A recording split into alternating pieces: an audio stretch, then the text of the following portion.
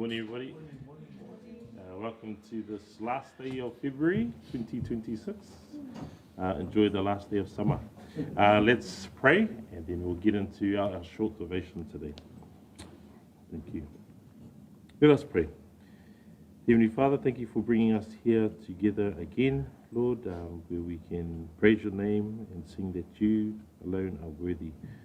Thank you that you have given the words of this book for our instruction, for our correction, for our rebuke, and for training in righteousness, Lord. And so we come before you wanting to please you, wanting to do what it is that you want us to do. Pray for our hearts and our minds as we continue in the book of Proverbs. In Jesus' name, amen. So thank you, everybody. If we could please turn to Proverbs chapter 9, and the focus of today will just be one verse, verse 10. Whātoto iwa whaupu se fulu. Proverbs chapter 9, and the verse we'll be going through is just verse 10. Whātoto iwa whaupu se fulu. Now, as you're turning there, I will just review our last session. In our previous session, we looked at verses 7 to 9 of Proverbs 9. Here we saw two characters opposite in nature, the scoffer and the wise man. We reflected on the completely different responses they have in receiving correction or rebuke. The scoffer, mona, moka, is so full of pride that when they receive correction, they lash out in hateful anger and bring shame and disgrace to the one who is giving the correction. Their pride is so poisonous that Solomon actually says, do not correct the scoffer, because they will hate you.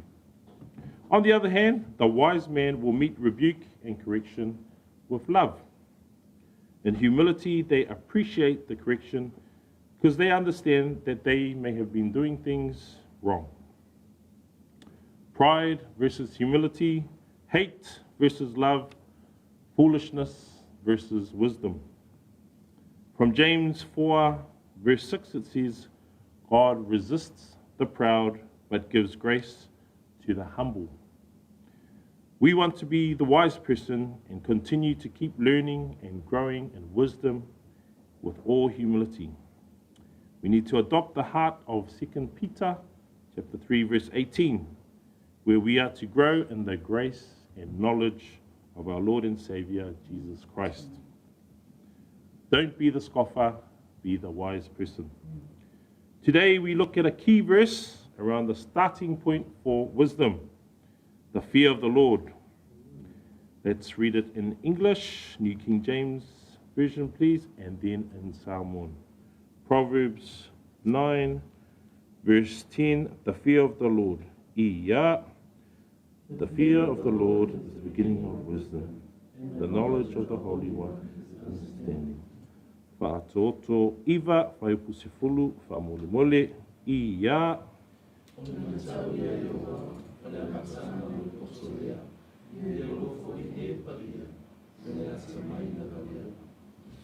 So just a short devotion, because I wanted to highlight this verse as a verse being of utmost importance to us as Christians, as believers.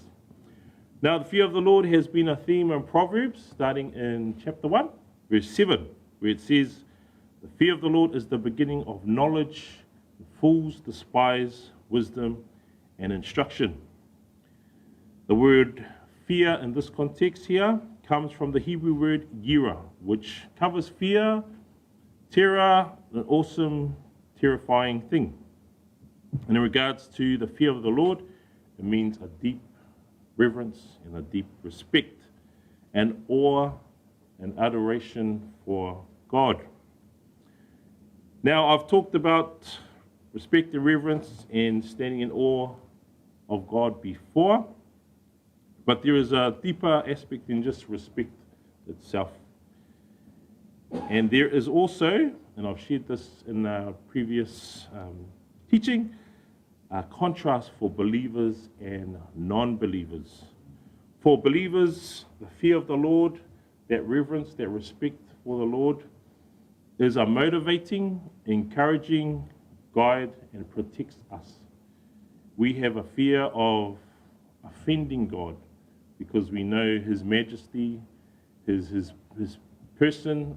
It deserves the highest praise, the highest honor, and our adoration.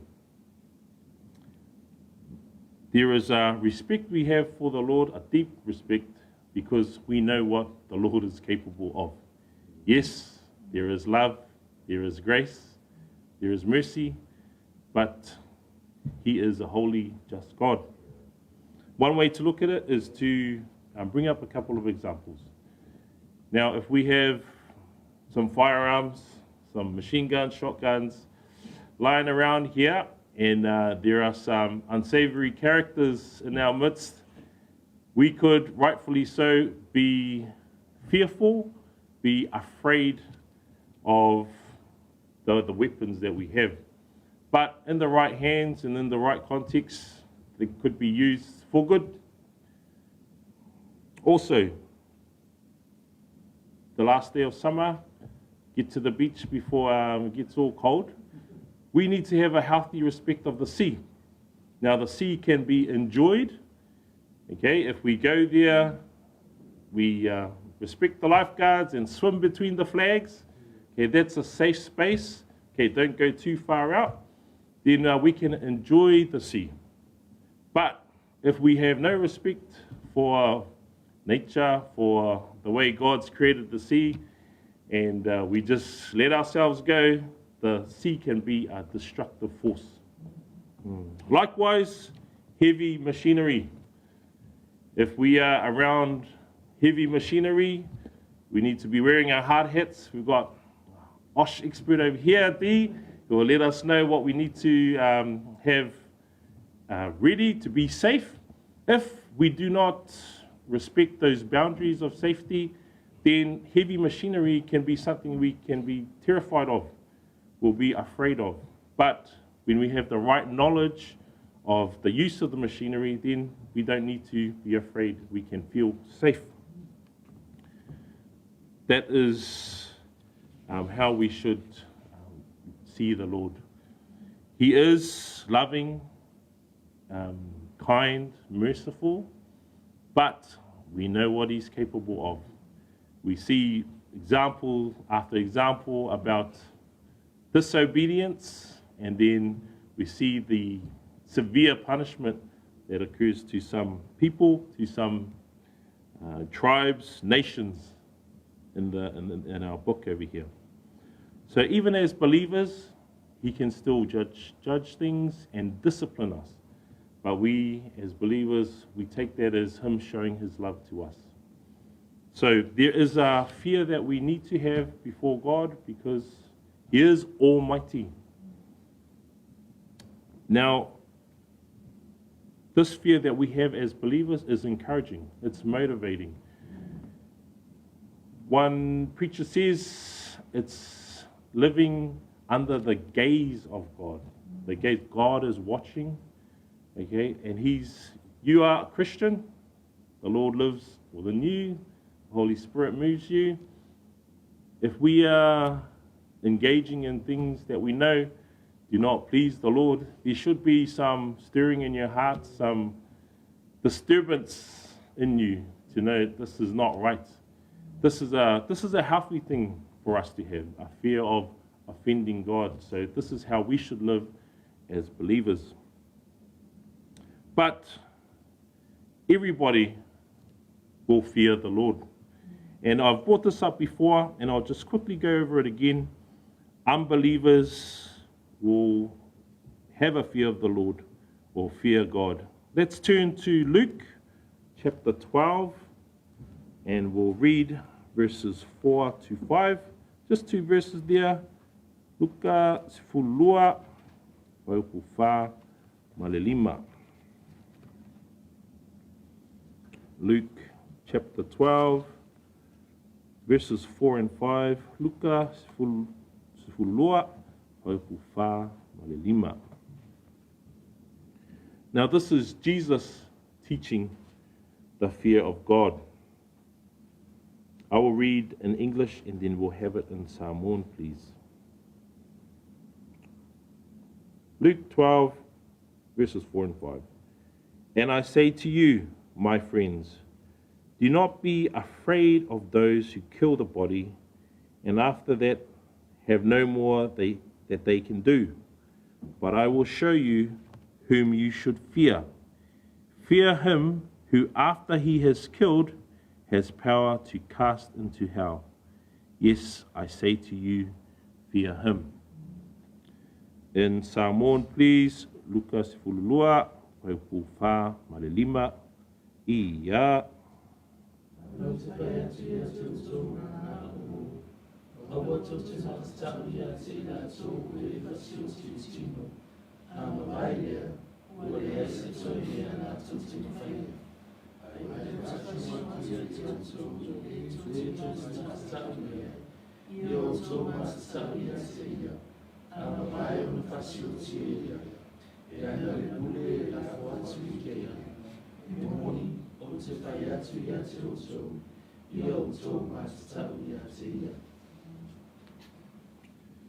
Whoever we are, we will fear God one way or another.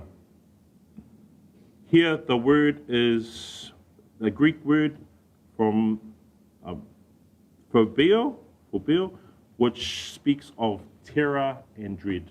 The fear that I used from chapter 9, verse 10 is the Hebrew word yira, which does cover fear, but there's more emphasis on the deep respect and reverence. So here, Jesus is saying, yes, you might come across some enemies in your life, and they can take away your life, kill your body, right? But here's what God is capable of doing.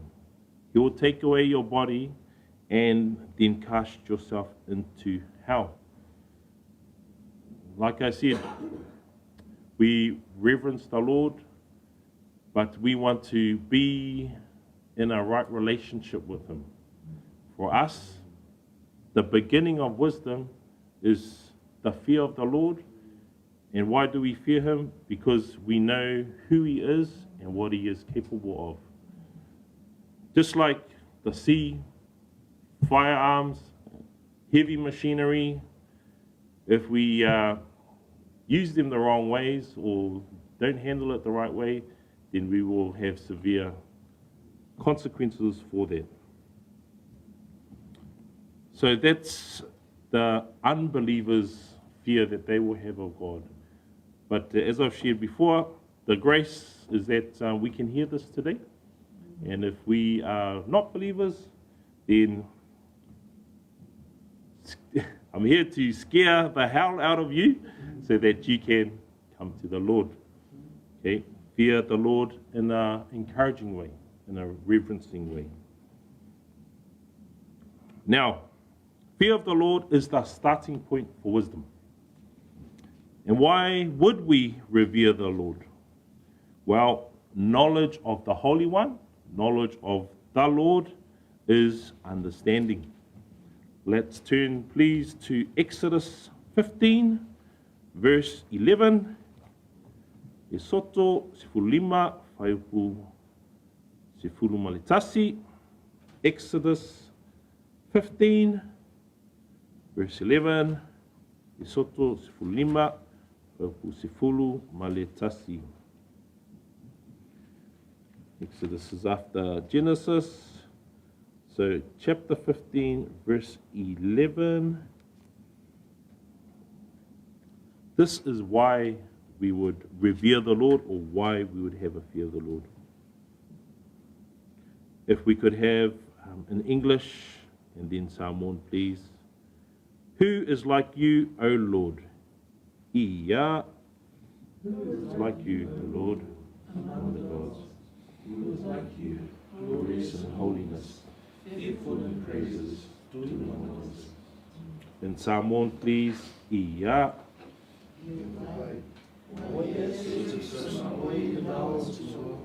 Wai se watu sama oe, o le siri ona paia, o le matautia I viina, o le whai mawela.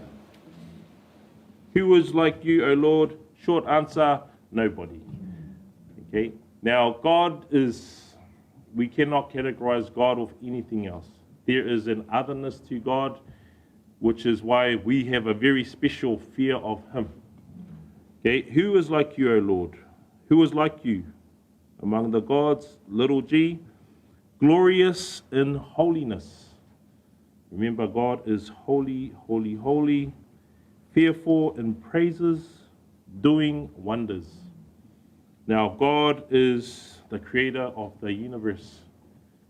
Okay, He's omnipotent in that He is all powerful.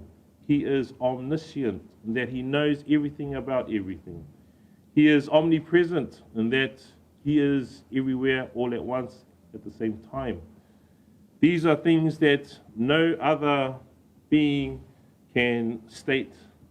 And so when we understand this God that created us, then we need to, there's no other rightful response but to praise Him, but to adore Him, but to stand in awe of Him.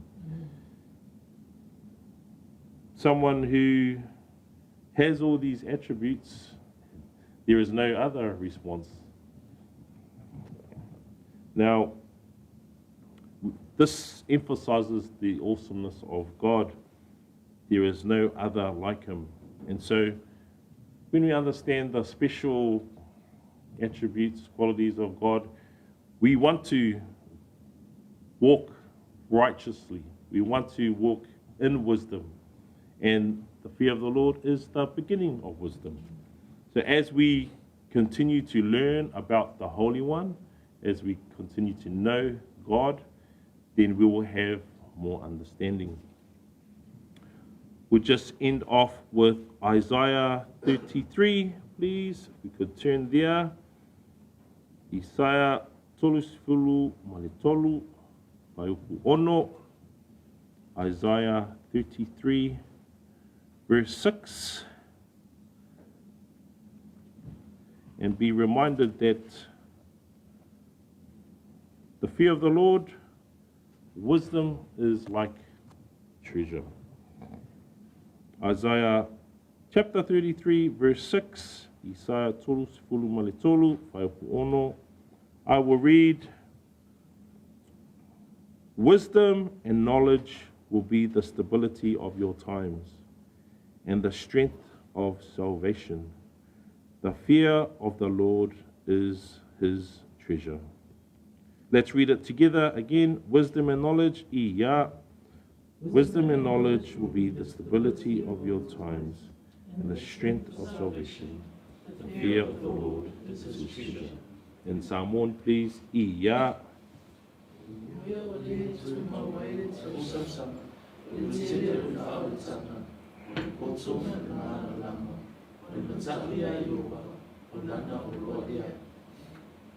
The fear of the Lord is His treasure. Remember, we've spoken about wisdom being compared to silver, to gold, to rubies. And wisdom far outweighs the value of those things. Okay, when we use wisdom, we get more wisdom. Okay, and here, the fear of the Lord is a treasure. Okay, as we keep growing, I shared earlier, in the grace and knowledge of our Lord Jesus Christ, then we will continue to grow in wisdom. Praise the Lord, we have the Holy Spirit with us as believers. Praise the Lord, we have the fear of the Lord. Let us continue to grow that, so that when we're walking publicly or in our personal lives, we know God has His gaze, His watchful, loving gaze on us, and we want to fear Him, we want to please Him, rather than fear man and try to please them. They don't have much to offer us. Praise the Lord for His word today. I'll just end off in prayer. Let us pray. Dear Heavenly Father, we thank You, Lord, that we have your word today. The fear of the Lord is the beginning of wisdom. Lord, we want to be wise. We want to avoid sin. We want to avoid evil and wickedness, Lord, and walk in the righteous path that you've given us. We know that we fail many times, but thank you for opportunity to ask for forgiveness, to confess our sins before you, Lord. Ultimately, we thank you for salvation through the Lord Jesus Christ, Lord. If we do not have a right knowledge of you, Lord, then we will face the consequences of disregarding you. But we do not want to disregard you. We want to be aware of you all the time, understand that you are with us all the time, and want to walk righteously. So thank you for the Lord Jesus Christ. Thank you for your Holy Spirit. Thank you for your word. Thank you for fellowship. Thank you for helping to guide and protect us in our daily walk of sanctification. We praise your name. In Jesus' name, amen.